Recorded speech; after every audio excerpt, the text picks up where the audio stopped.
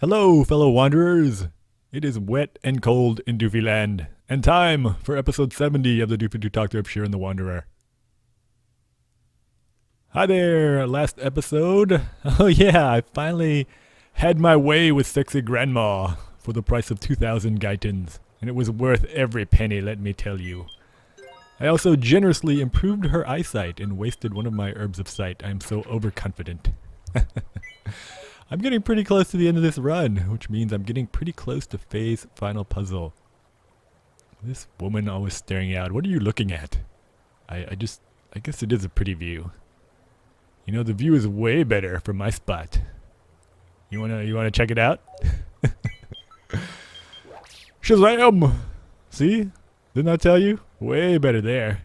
Oh, you know what? The view's even better back by this wall. Eh? Totally changes your outlook on life, doesn't it? How about if I get you on this ladder? I wonder if I could block someone in a theft by doing this. I don't know. Anyway, she seems non-responsive, but she really digs that view.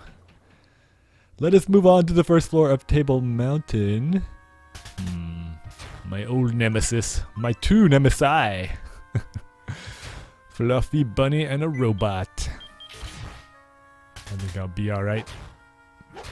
This episode I'm going to go over the rules, and I'm not going to make any really complicated rules for my Face Final Puzzle run, because I do not want to get addicted to this game again.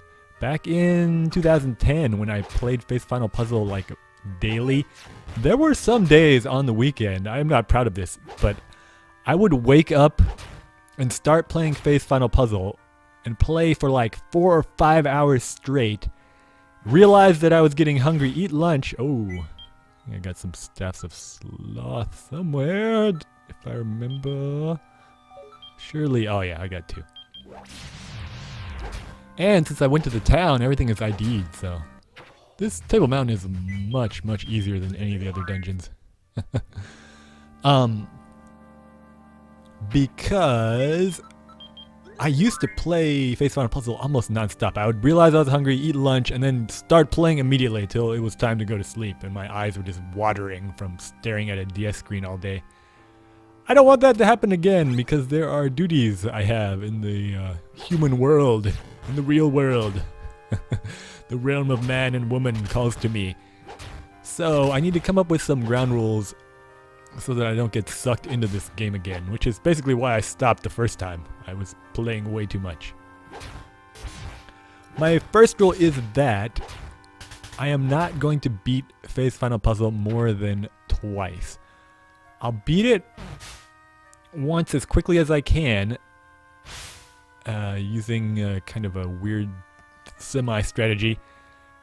And then I want to show you basically 2 strategies to beat Face Final Puzzle, and they're loosely related to reproductive strategies, actually. There's an old biology theory for reproductive strategy called RK selection.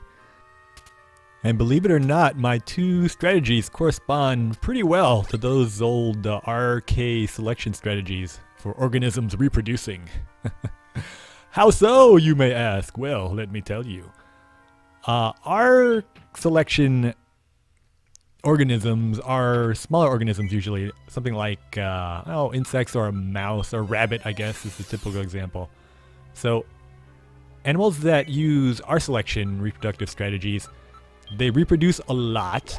They don't really put a lot of resources into each baby. So, a rabbit constantly reproducing, constantly having tons of rabbits, doesn't really spend a lot of time caring for its young, doesn't really mind if a lot of them die or are eaten, possibly by the mother sometimes. And but it doesn't matter, because there's so many that one of them's going to survive, even though the average lifespan is not quite as long as other organisms.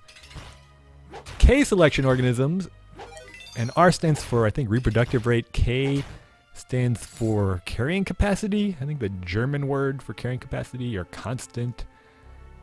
It's been a long time since I took AP Bio, but The carrying capacity is how many organisms an environment can support, and organisms that use case selection strategy usually try to almost fill out the carrying capacity, so no more organisms can be supported by that environment. Typical example would be a human being, or a whale, or other large mammals, an elephant. Usually people use rabbits and elephants as the example, so I'll use the elephant. Elephant, long gestation period. I think it's almost 2 years. I know it's over 600 days. But they put a lot of effort and time and resources into every single offspring. They are using case selection strategy. Now, once you get good at phase final puzzle, the strategy used is more akin to case selection. You take your time a little bit. You can be really methodical. You don't use items right away. You price ID them when you come to a shop, or you wait till you get to a shop to price ID them. You do really careful labeling so you know what everything is. You use a checklist so that you know through process of elimination what items are. And every single run in phase final puzzle takes a long time. You don't win every run. Like I said, even at my best, like 1 in 8. I think the best players might be able to get to, 1 in 5, 1 in 4. But every single one of those runs has the potential almost to be a winning run, unless the beginning is just awful.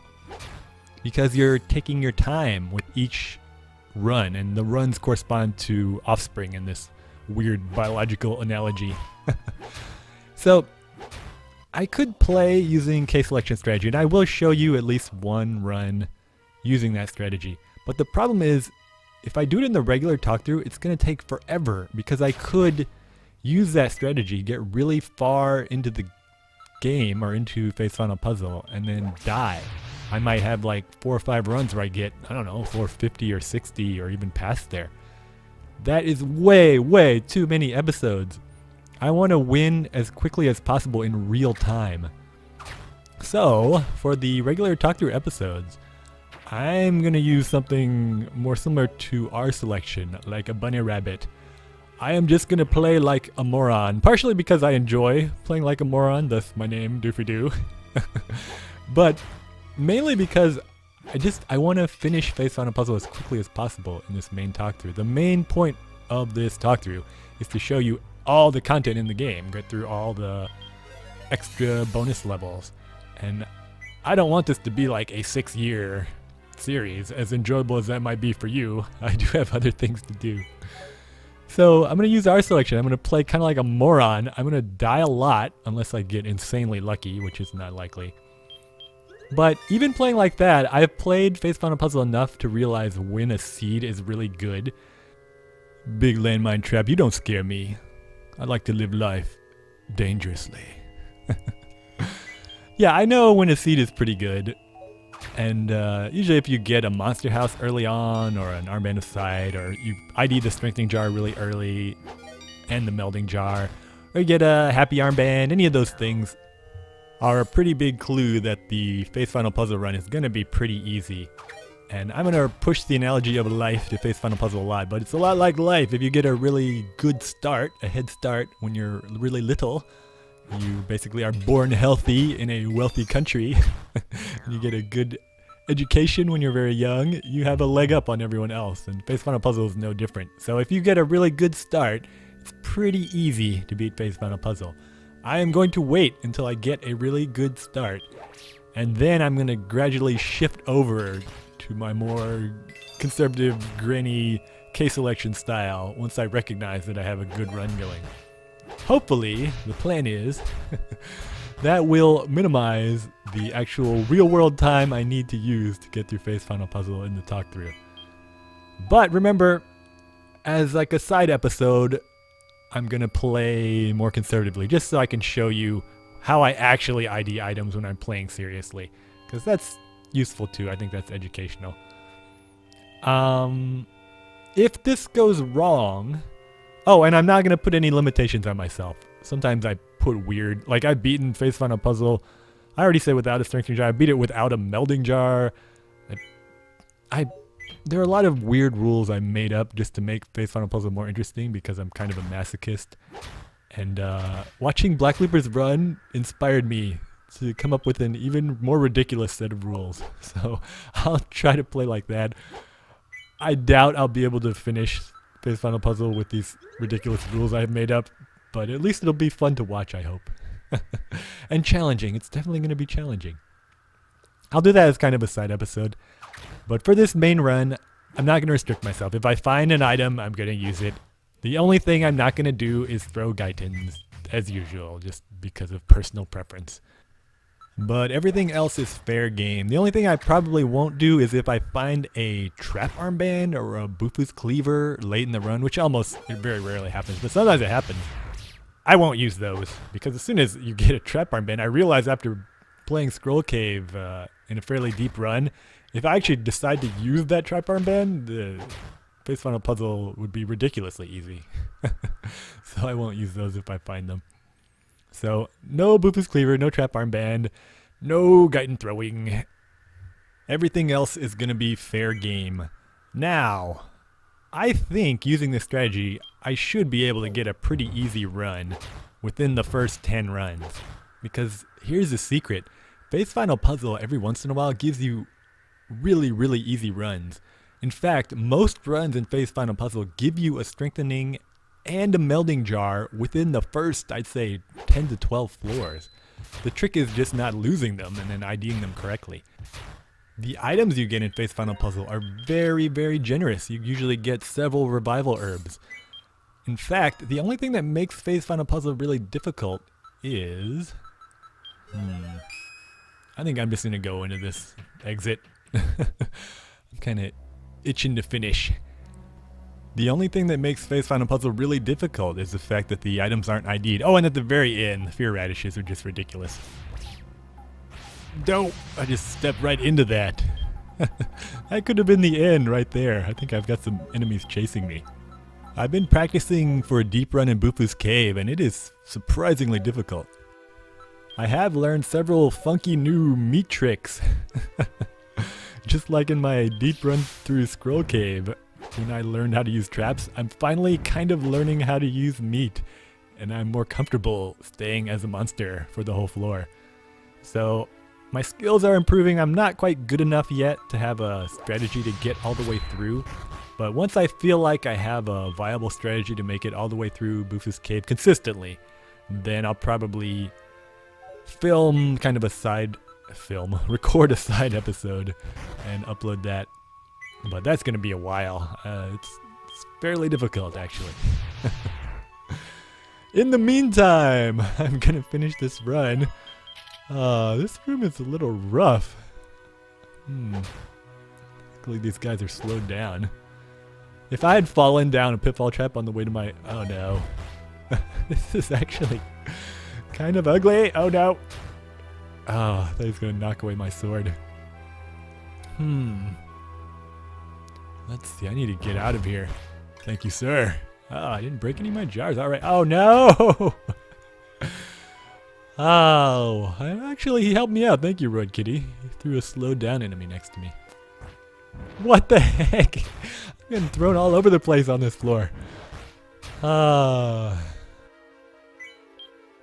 no, is this where I'm going to die? I'm going to switch my way out of here. 56 fire plus a dragon. If I switch, it can't breathe fire at me. One more. All right. This is risky. I better press the Cairo. All right. I can slow down the dragon. Now. Oh no! What? This floor is seriously trying to kill me. Good. I don't seem to be dropping anything. I could try to slow down Ranadillo, but I think I'm going to reserve it for a more worthy foe. I don't really care if my jars break. I got plenty of room. I will take him on mono al rhino. Alright, where is the slow down? There he is. Yeah, don't want him to breathe fire at me around the corner. Alright, hopefully no other dragons show up on the other side. Come on. Might as well use up my Cairo. I only got 2 floors left. I won't need a Cairo. Alright. Got a knockback staff. I think I can make it over the stairs, this guy. He's not doing himself any favors. Alright, whew. That was a little rough, but I have survived to fight another day. Go ahead and save. Next episode will probably be the final episode before I get to face Final Puzzle. Oh, and I'll go over my backup plan if I don't beat face Final Puzzle in the first 10 runs. So I will see you next week. Goodbye. Lonely woman at the edge of your village staring pensively out into space. If at any time you'd like to move to another spot, I'll wave my staff and we can always switch places. I like to live life dangerously.